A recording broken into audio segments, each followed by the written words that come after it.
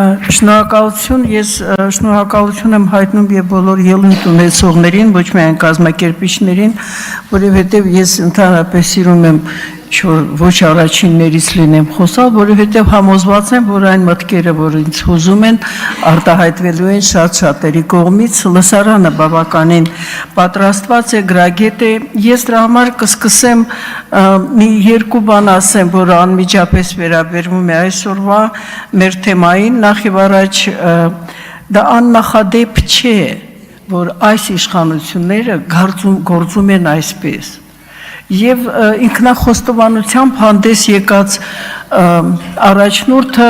պես ասած, հստակեցրել է, որ այն ամենը ինչ տեղի է ունեցել, ինչի մասին չեն ասել, պետք է 2018 թվականից ասեն։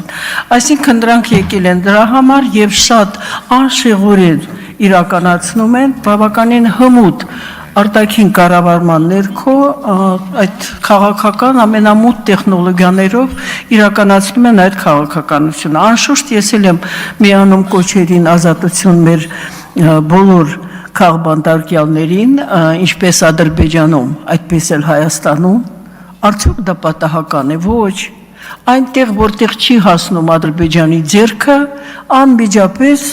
մտնում է գործի մեջ է անցնում օրվա իշխանությունները։ Հիմա ես կցանկանայի մի առաջարկություն հենց սկզբից ասեմ, ես կարծում եմ այս մեր լսարանի այս լսումների անունից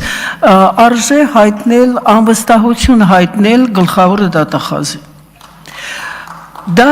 հստակեցնենք, որ ուրիշ մենք այստեղ այսպես ասած թիրախ չպիտի ունենանք, ինչու, որովհետև Նյուրնբերգյան կարևորագույն սկզբունքներից մեկը ասում է ոչ միայն նա, ով հրամայել է կամ կարգադրել է, այլև նա, ով իրականացրել է անօրինական հրամանը, Եվս պետք է կրի պատասխանատվություն։ Դրա համար ես առաջարկում եմ դա իրոք քննարկումից հետո անպայման հիշատակել, որ լսումները հայտարարում են անվստահություն գլխավոր դատախազին։ Նույն ձևի եւ այն բոլոր դատավորներին, քննիչներին եւ այլն։ Ինչու։ Հիմա ես պետք է որպես մարդու իրավունքների պաշտպան պաշտպանեմ այդ դատավորների եւ մնացածների իրավունքները, որովհետեւ իրենք հիմա գտնվում են պարտադիր աշխատանքների ներքո։ Դա գրեթե ստրկություն է։ Այսինքն, երբ որ նրանք արդեն կկանգնեն դատարանի առջև, ես կաշխատեմ պաշտպանել իրենց մարդու իրավունքները այն վայրերում, որտեղ իրենք պետք է հայտնվեն։ Դա իմ առաջարկությունն է այսօրվա մեր հարգարժան։ Ես չեմ կարող շրջանցել Լիդիա Մանթաշյանի հարցը, որովհետև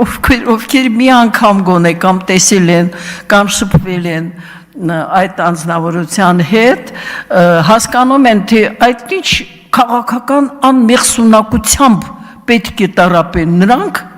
ովքեր հիմա մեղադրում են իրեն ահաբեկչության մեջ։ Եվ դա ես կրկնում եմ, արդյոք չեմ կասկածում, որ կգա այդ պահը, երբ որ բոլոր նրանք, ովքեր մեղավոր են այս վիճակի մեջ, կկանգնեն դատարանի առջև։ Հիմա ես ուզում եմ միայն մի բան եւս լուսաբանեմ, թե ինչ կապ ունի աղոթքի նախաճաշը Հայաստանի հայկական հայ առաքելական եկեղեցու հետապնդումների հետ։ Ես հիշեցնեմ, որ իրոք շատ գեղեցիկ միջոցառում է Ամերիկայում։ Ինչու։ Որովհետև Ամերիկայում ամենակարևոր